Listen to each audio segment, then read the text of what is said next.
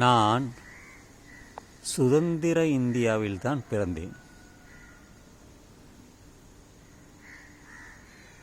1954. நான் பிறந்த ஊர் ஒரு கிராமம்தான். சாலை வசதி இல்லை, மின்சாரம் இல்லை. எங்கு திரும்பினாலும் பச்சை பசேல் என்று வயல்வெளிகள், தோட்டங்கள், தென்னை மரங்கள், வாழை மரம், மாமரம், மஞ்சள் ஆறு, காவிரியின் கிளை நதி அங்கே ஓடிக்கொண்டிருந்தது. எங்கு பார்த்தாலும் வாய்க்கால், பனைமரமும் எங்கோ இருந்தது. நான் பிறப்பதற்கு 1000 வருடங்களுக்கு முன்பு இது சோழ நாடு, சோழர்கள் வாழ்ந்த நாடு. ராஜராஜன் கட்டிய தஞ்சாவூரில் இருக்கக்கூடிய பிரகதீஸ்வரர் கோயில் இன்றளவும் நிலைத்து நிற்கிறது 1000 வருடங்கள் கடந்து. அப்பொழுது நாங்கள் பேசிய மொழி தமிழ்தான், தமிழ்மொழிதான். சிறிய கிராம பள்ளிக்கூடத்தில்தான் நான் படித்தேன். அங்கே தீண்டாமை இருந்தது.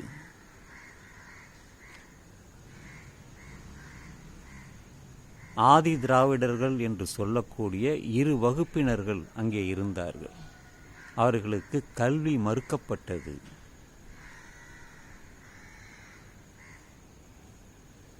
அங்கே அக்ரஹாரம் என்ற ஒரு தெருவும் இருந்தது.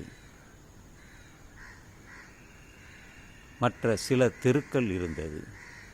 அருகாமையிலே பல கிராமங்களும் இருந்தது. அங்கே பேருந்து கிடையாது. வருபவர்கள் நடந்துதான் செல்வார்கள் அல்லது சைக்கிளில் வருவார்கள்.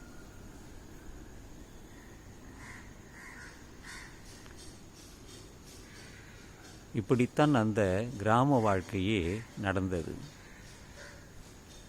கல்வி கொடுத்ததால் நான் பயிற்றேன். திருக்குறள் எனக்கு பள்ளிக்கூடத்தில் சொல்லிக் கொடுத்தார்கள். இது என்ன ஜாதி, என்ன மதம் என்றெல்லாம் கற்பிக்கப்படவில்லை. பிறகுதான் இதெல்லாம் நான் தெரிந்து கொண்டேன். ஆனால் தற்பொழுது எல்லாமே மாறிவிட்டது. நான் பெரிய பணக்காரர் வீட்டில்தான் பிறந்தேன். 2 மாடி உள்ள வீடு. மின்சாரம் கிடையாது, கட்டை அடுப்பு தான். பானையில்தான் சமைத்தார்கள். நீராகாரம்தான் காலையில். அந்த டீ காஃபி எல்லாம் கிடையாது. பழைய சோறை தின்றுவிட்டு நான் சாப்பிட்டு வந்தேன். நான் பிறந்த காலத்தில் எனது தந்தையார் மலேசியாவில் இருந்தார். எனது தாயாரோ கும்பகோணத்தில் பிறந்தவர். நானும் கும்பகோணத்தில் தான் பிறந்தேன். அது சோழ நாடு தான். இதெல்லாம் ஒரு முன்னோட்டம்தான். இன்று சென்னை நகரிலே வாழ்கிறேன்.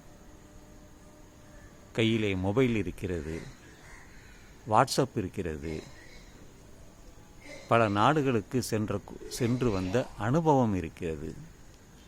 இன்று எல்லா வசதியும் எல்லா கிராமத்திலுமே இருக்கிறது.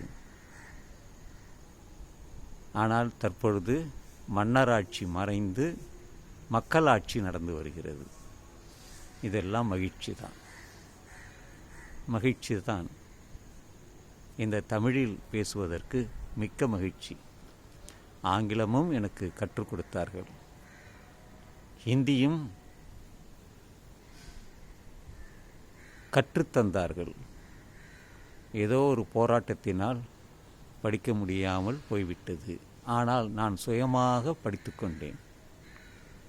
இந்தியாவில் பெரும்பான்மையான இடங்களுக்கு சென்று வந்துள்ளேன். பல நாடுகளுக்கும் சென்று வந்துள்ளேன். தன்னம்பிக்கை, மொழிப்பற்று, தேசப்பற்று எல்லாம் இருந்தது. காரணம், தாய் தந்தையர்கள் கொடுத்த படிப்பினை, அறிவு, பகுத்தறிவு எல்லாமே. இன்றளவும் நான் என்னால் ஒரு மொபைலில் வைத்து யூடியூபில் பதிவு செய்ய முடிகிற அளவிற்கு நவநாகரிகமாக இந்த காலம் 20ஆம் நூற்றாண்டில் கடந்து 21ஆம் நூற்றாண்டில் நகர்ந்து கொண்டு இருக்கிறோம் என்பதை பெருமையுடன் சொல்லி இந்த காலைப்பதிவை நான் நிறைவு செய்கிறேன். வாழ்க தமிழ், வாழ்க தமிழ்நாடு. யாதும் ஊரே யாவரும் கேளீர்.